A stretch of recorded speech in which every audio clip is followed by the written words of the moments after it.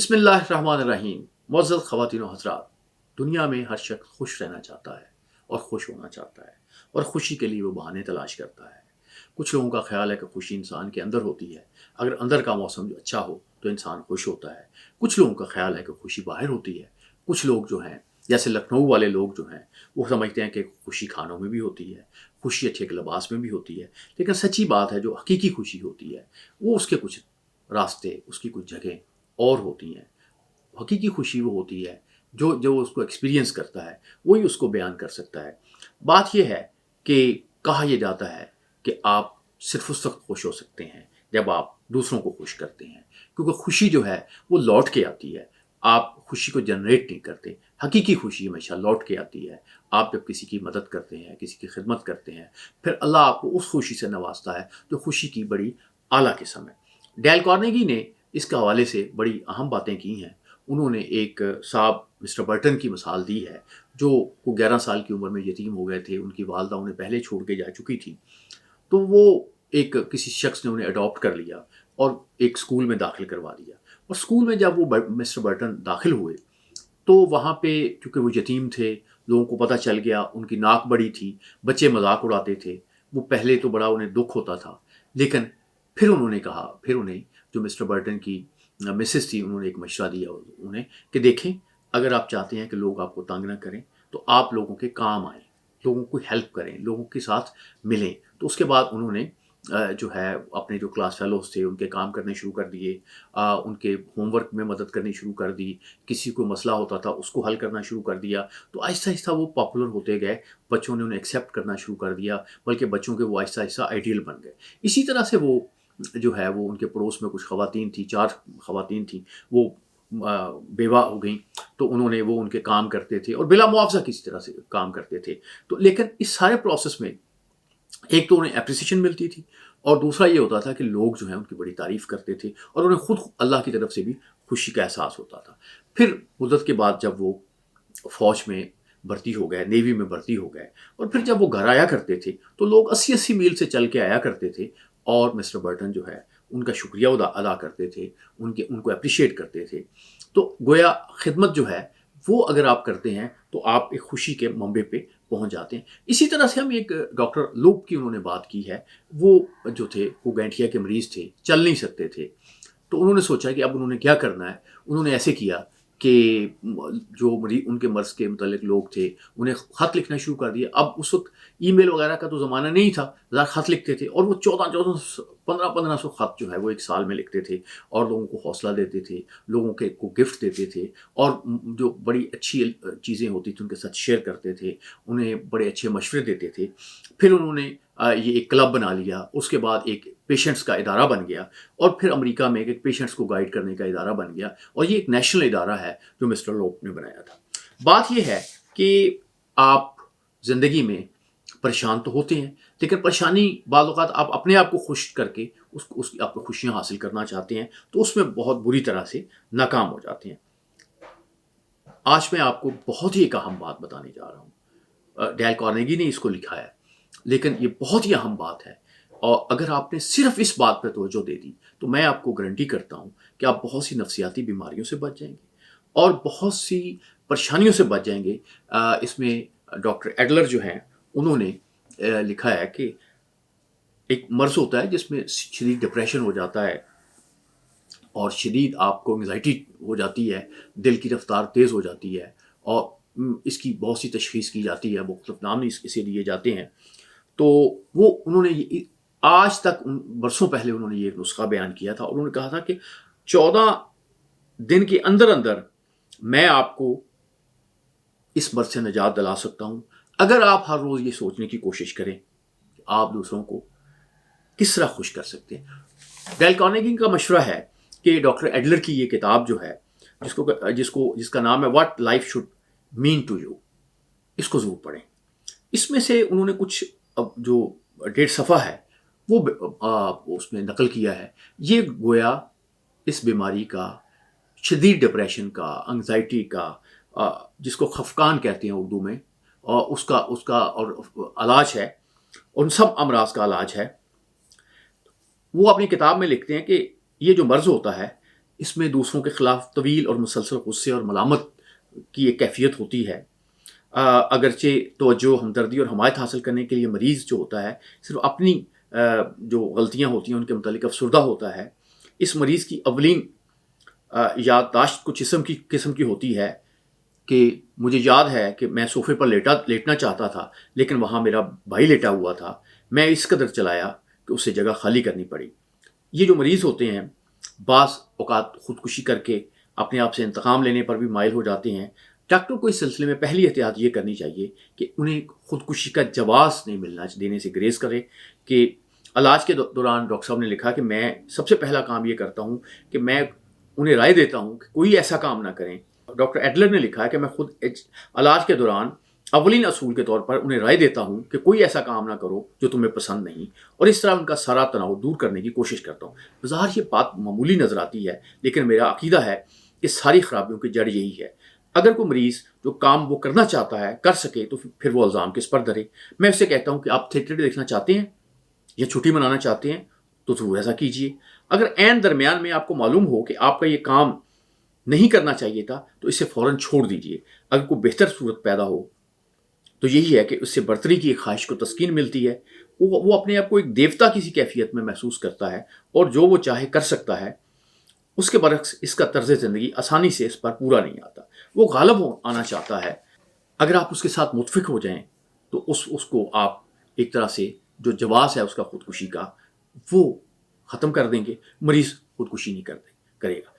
Doctor صاحب نے لکھا ہے کہ مریض عموماً جواب دیتا ہے لیکن میں کچھ نہیں کرنا چاہتا، میں اس جواب کے لیے تیار ہوتا ہوں کیونکہ میں اسے اکثر سن چکا ہوں، چنانچہ میں اسے کہتا ہوں پھر کوئی ایسا کام مت کیجیے جو آپ کو ناپسند ہو۔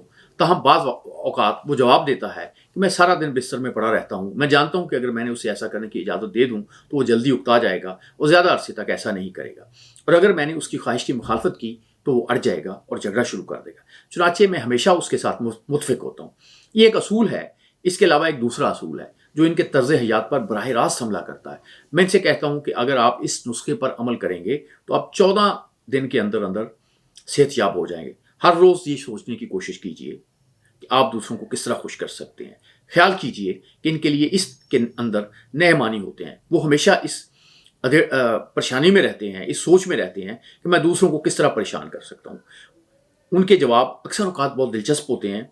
بعض کہتے ہیں کہ میرے لیے نہ تو یہ بہت آسان کام ہے، میں ساری عمر ایسا کرتا رہوں، حالانکہ انہوں نے کبھی ایسا نہیں کیا ہوتا۔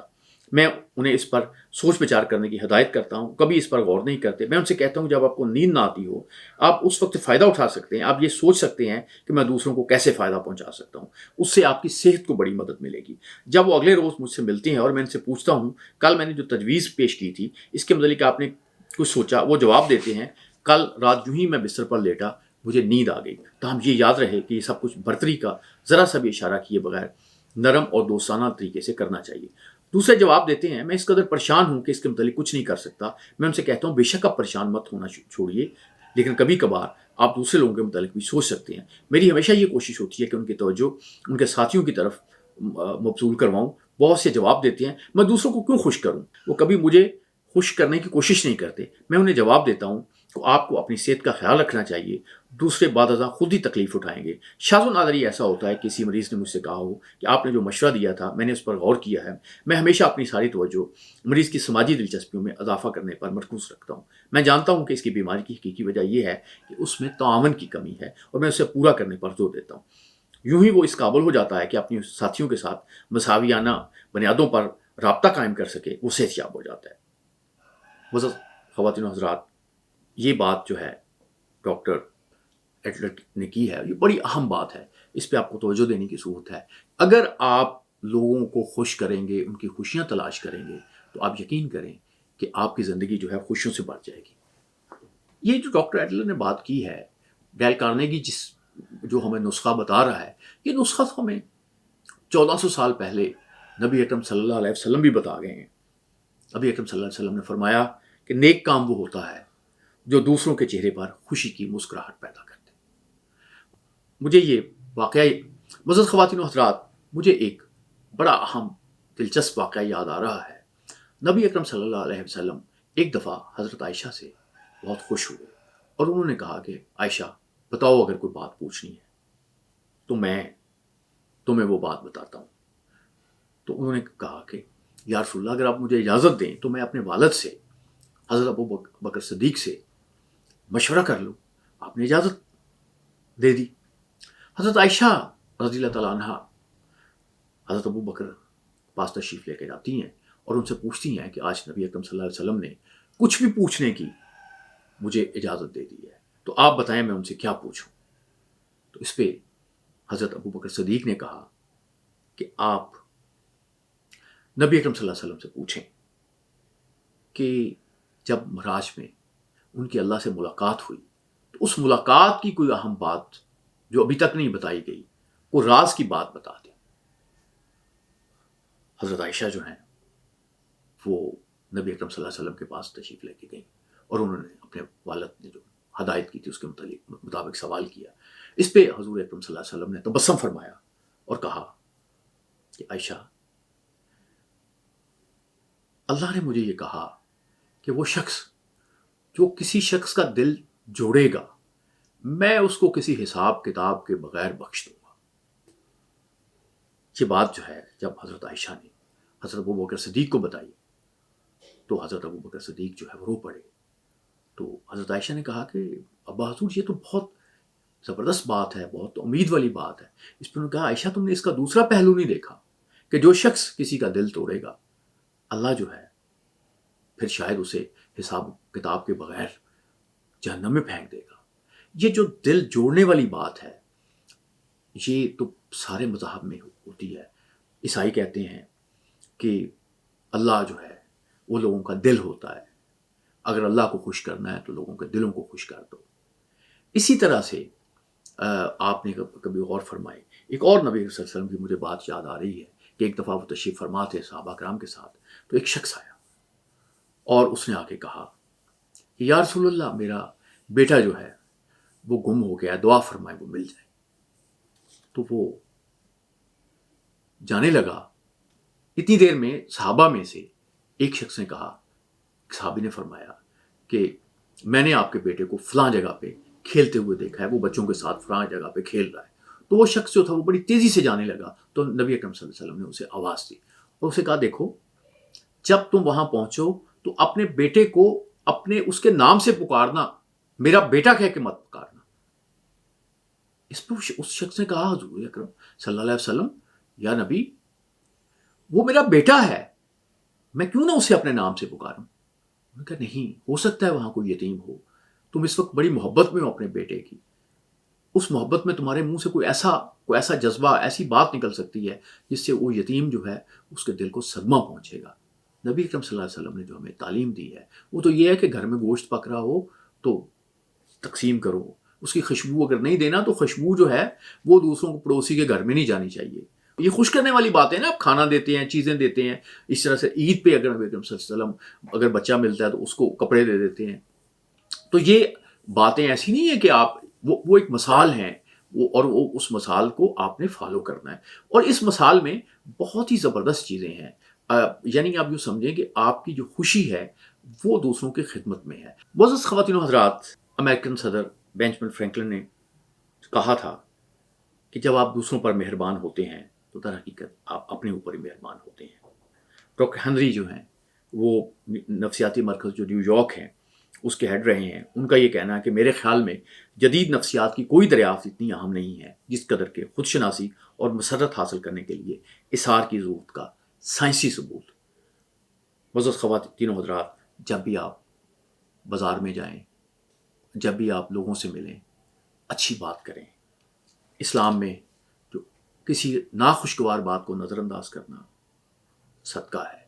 اسی طرح سے اگر آپ کے جانے سے لوگوں کے ہونٹوں پہ مسکراہٹ آتی ہے، ان کے دل خوش ہوتے ہیں، تو آپ سمجھیں اللہ جو ہے وہ آپ سے راضی ہے، اور جب اللہ کسی شخص سے راضی ہو جائے تو پھر اس کی خوشی کا اہتمام تو اللہ خود کرتا ہے۔ کہا یہ جاتا ہے کہ خدمت جو ہوتی ہے یہ بڑی اہم چیز ہے۔ عبادت جو ہے وہ کسی وجہ سے اگر ہلکا سا تکبر لگ جائے اس میں تو بعض اوقات لگ جاتا تو قبول نہیں ہوتی، اور چیزیں قبول نہیں ہوتی، لیکن خدمت ضرور قبول ہوتی ہے۔ اور خدمت جو ہوتی ہے وہ بزرگ کہتے ہیں کہ عبادت کی قضا ہوتی ہے، خدمت کی کوئی قضا نہیں ہوتی۔ اور معزز خواتین و حضرات، کبھی آپ نے غور کیا کہ یہ عبدالستار عیدی جو ہے یہ کیوں اتنے پیسے اکٹھے کرتے تھے، خود سادہ سے کپڑوں میں رہتے تھے، اور کیا کیا مسئلہ تھا؟